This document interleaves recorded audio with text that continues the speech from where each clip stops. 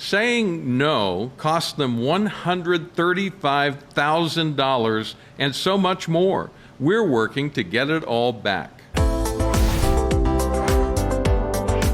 Hi, I'm Stuart Shepard, and this is First Liberty Live. Do you want to make sure you don't miss a single episode, a single one of these conversations? It's easy. Just go to firstlibertylive.com and click on the subscribe button. We'll send you a reminder every time a new episode comes out. It's free and it's easy. Again, just click on subscribe there. We are asking the Supreme Court to consider the case of Aaron and Melissa Klein. And before we get to the legal implications of their case, I just wanted you to get a chance to meet them. Melissa loves creating custom cakes. She loves serving people even more. Of course, I want to do my baked goods and cupcakes and cakes and all the sweets. A place where anybody can come and sit down and, feel welcomed. And I want to get to know everybody. But 10 years ago, a cake they could not make brought Aaron and Melissa Klein's thriving family business to a painful end. We were asked to do a same-sex wedding cake, and we politely declined to do so because of our faith. We try to live by the Bible. We try to live by God's Word, do everything that it says in it. And in this situation, marriage has always been between a man and a woman for us. Now, the customers went elsewhere and got their cake, and that should have been the end of the story. But a hostile state agency set out to destroy Aaron and Melissa's business. It was super shocking to be hit with a $135,000 damage award. There was nothing more frustrating than watching a state government operate in the way in which Oregon operates, and that is the government becomes untouchable. The government becomes all-powerful. Activists saw what the state did and took it even further. Like, we had people protest us, we had people boycotting us, we had people out there just saying horrible things, getting horrible emails. Something like 6,400 emails, just nasty emails. People writing messages on our vehicle. People threatening us, to hoping our kids die, to hoping that we ourselves die. And then my vendors started boycotting me, which absolutely crushed me. We had kids that we pulled out of school and started homeschooling. We sheltered them a bit more from some of the stuff that goes on in the world. I would have to just reach out to God and say, okay, you gotta give me a shield or something, because I can't take this. We are looking for a full victory for Aaron and Melissa Klein at the United States Supreme Court. First Liberty Institute stepped in to help the Kleins. Well, the Kleins are such genuine, wonderful people. Their faith and their courage and their strength really comes out whenever you meet them. And so we're really fighting for them and for everyone like them to be able to live with integrity, to work with integrity, to not be forced to violate your religious beliefs. For the sake of their family, Aaron and Melissa escaped Oregon to start a new life in Montana while the case continues. We just needed to be in a place that valued freedom. I trust the Lord so much more now than I ever did back then. God's in control. God's got this.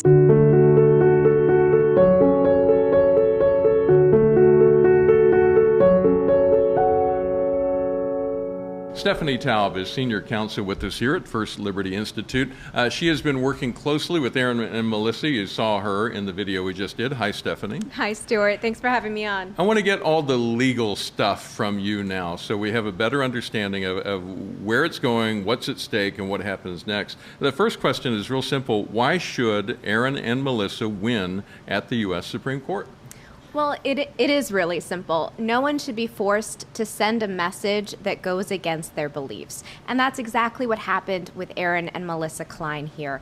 And even more than that here, they faced anti-religious bigotry, anti-religious bias in the proceedings. And so here, we're really fighting that they will get a full and fair victory before the United States Supreme Court. It is not an understatement to say that state officials were mean to them. It's definitely true. The Oregon courts found that the Oregon agency that was responsible for prosecuting their case, for essentially acted as judge, jury, and prosecutor in their case, that this agency was biased against their religious beliefs in how they handled it, and they violated Aaron and Melissa's constitutional rights. And what you just mentioned was the second time around on this case, because it had already gone through the Oregon system. We took it up to the Supreme Court.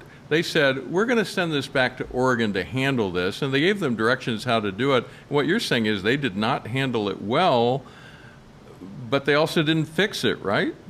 Yeah, so what happened is the United States Supreme Court sent it back to the Oregon courts and told them, Oregon courts, take a look at this case. Was it actually a fair proceeding, or was there anti-religious bias that infected it? Right. And so the court found that there was anti-religious bias, and that was the right finding. But instead, that should have been the end of the case. So instead of ending the case there, they sent the case back to the very same biased agency for essentially a redo. Now, part of this is, and people may have seen the headlines about it, they were originally fined $135,000, and because of what you just pointed out they said they found, they reduced that to a mere $30,000, which is still a significant chunk of change for the Kleins. What's the problem with that, with the $30,000? So any amount is too much. Any amount is a violation of the Kleins' First Amendment rights. The government cannot tell you what messages you have to send or place a fine on that speech, and that's exactly what's going on here. So the Oregon courts deprived them of a hearing and just simply reduced the amount and hoped that the case would go away. And that's not what's happening. We are appealing this case to the United States Supreme Court. And I like to point out to people when we talk about this that if that's allowed to stand, if that $30,000 fine stays in place, we've essentially negotiated the price for saying no. So you say no to a cake, it's $30,000. You say no to photographs, $30,000. You say no to a website that runs against your religious beliefs, another $30,000, and that adds up to some pretty serious money real fast. Absolutely. And when you're talking about these small family-owned businesses, they can't survive if this threat is hanging over your head. So fortunately, the Supreme Court is taking up another case that's very similar that could have an impact on Aaron and Melissa Klein's case. It's the 303 Creative case by our friends over at ADF. Yeah, 303, of course, the area code for a large part of Colorado, specifically Denver. What's that one about? So it is a wedding website case that focuses on a wedding web designer who doesn't want to create these wedding websites that celebrate same-sex marriages. Now, and when I share the story of Aaron and Melissa with people, one thing they often say is, well, that was already handled with that cake baker in Denver, right? And then we've also got that case coming up. That points out, it highlights a question that was not answered when Jack Phillips got a result at the Supreme Court, represented by our friends at Alliance Defending Freedom. What was left standing after that decision was made that we're trying to fix? Right. So the Masterpiece Cake Shop case, it didn't address the core free speech question of whether you really have a right to free speech or whether the government can compel a speech in this particular context when you're talking about the wedding industry. And so the 303 Creative case will decide that. Hopefully our Aaron and Melissa's Kleins case will decide that as well. But here, the Masterpiece Cake Shop, it did have an important holding. It held that these state agencies have to be impartial, they have to be fair, they can't be biased against your religious beliefs in how they go about their proceedings. But the free speech question, they left that for another day. Yeah. What would victory for the Kleins look like? Well, victory would look like a constitutional win for that fine, whether it's $135,000 or $30,000 to go away. Yeah. It will be a vindication of their rights and of all rights of Americans to have free speech and religious liberty. Now, this is a process, and we filed I love saying this, the writ of certiorari, because that sounds so smart when I say it. But that begins a process. Give us a sense of what happens next, what's ahead for this to be heard by the Supreme Court? Absolutely. So the Supreme Court takes only about 1 or 2% of cases that come before it.